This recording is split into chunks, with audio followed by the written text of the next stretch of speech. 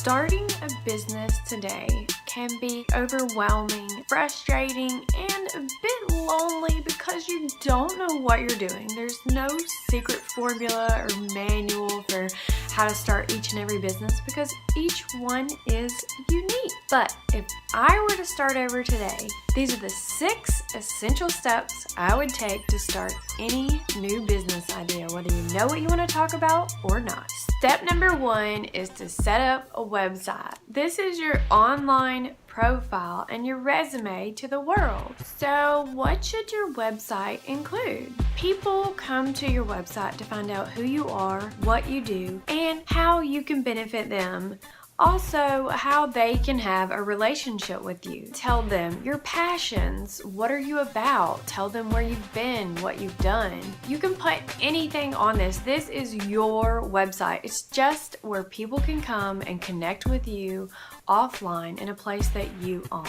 Step number 2 is to set up an email list. By setting up an email list, you're creating an active community of potential customers. Okay, so let's break this down. You want an email list because if social media were to go away or any other platform were to go away, your emails are what you own. It's the contact information. I mean, think about it. If you were going to call somebody or try to reach them, how would you get in contact? You'd probably call them, text them, email them. Emails, phone numbers, things like this are things that people do not change. So if you can stay in contact with them and something that they probably read every day, it's going to be a great way for you to foster a relationship with something you own and that no one can take away from you. I include everyone on my email list, and I'm talking family, friends, co-workers, your doctor, your dentist. The key is just to make sure that you have separate email lists or groups that you group them into. Step 3 is to set up your social media account.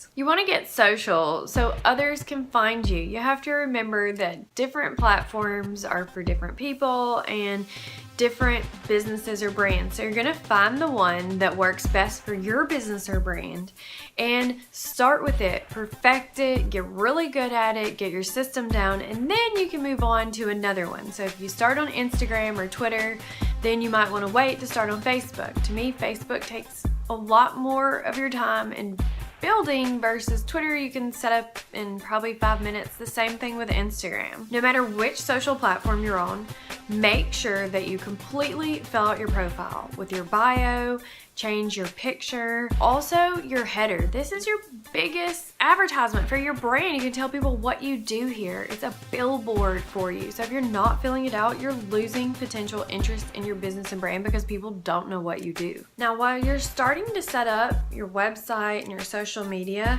you want to make sure that you're keeping the same look and feel across all your platforms. So in mine, you can see I have the color blue in a lot of my logos on my social media. Just want to make sure and keep your font, your colors, logos, all the same across all your platforms. Step number 4 is to start posting consistent content. So you need to decide how you're going to communicate, and how you communicate may not be how I communicate. You can use videos like I'm doing now, or maybe you're into writing like a blog. I take my videos and turn them into blogs, or a podcast. Maybe you just like to talk and start recording on your phone. Just hit record and use that audio file to create a podcast. It's all about finding your format. Then you have to figure out what you're going to talk about. There's 3 categories that really stand out. I would either aim to educate, inspire, or entertain my audience. Education is going to grow the fastest because people are searching for the information that you're putting out there, like how to build a brand online. At minimum, I would put out at least 1 new piece of content every week.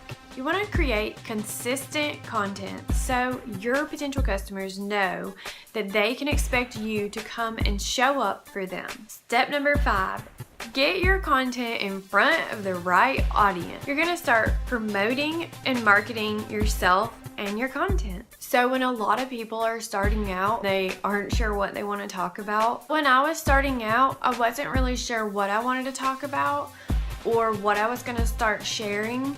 So I wanted to just grow an audience, and I stuck to the curate instead of create method. Now, what is that exactly? If you want to start getting noticed for the content that you share, what better way to get noticed than sharing someone else's content? So I would share their content on social media, tag them, use their social media handles, whatever I can do to drum up business for them and say, hey, you should really read this article, or hey, this was a really great podcast. And I would share it with my network and let them know I was sharing their content by tagging them.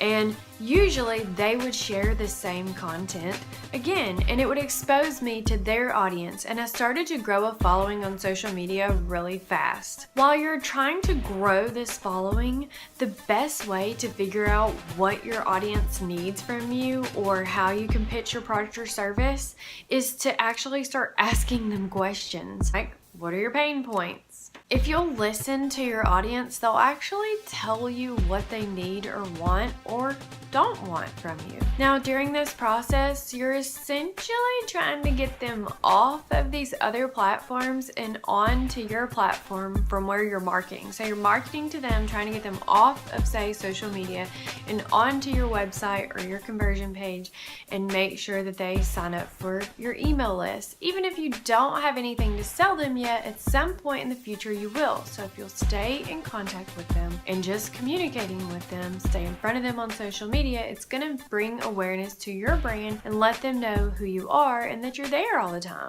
If you'll listen, they'll tell you exactly what they need. Step number 6, review the numbers for revenue. Analyze. And this is the most important step that I feel like most people never do. They never reanalyze their platforms that they're using. This is your social media, your email list, your website. Some people use Google Analytics. There's tons of ways to track what's going on and see where traffic is actually coming from. And if you never go back and review what actually happened, or if what you're doing is working, if people are looking at your content, not looking at your content, you're not gonna know. And this is an ongoing process that is never complete. You're always gonna be constantly improving, looking at your content, seeing why it's not or not improving. And remember, there's competition out there, so your competition is gonna be improving. You have to see what they're doing and make sure that you're also fulfilling all of the answers that your customers want, because you can also use your competition and look at what they're doing, see what their customers are asking. If they're asking questions, then those are the same things that you can be answering on your website or in your content as well.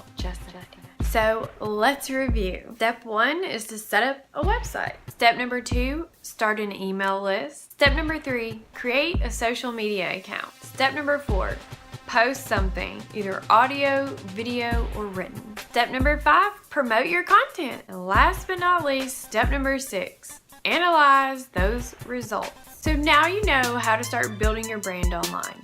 But starting a business can be super stressful when you're not sure what to do next. Don't worry, I've got you covered. Download my business building cheat sheet in the description below to start bringing awareness to your brand. I'm Brandi of blogginbrandi.com, where you can find tons of free resources to help you build your brand. If you want to chat about how to turn your business into a brand, let me know in the comments below. And don't forget to join the party in my business and branding mastermind group on Facebook, where there's tons of entrepreneurs just like yourself. Thanks for watching. I'll see you in the next video.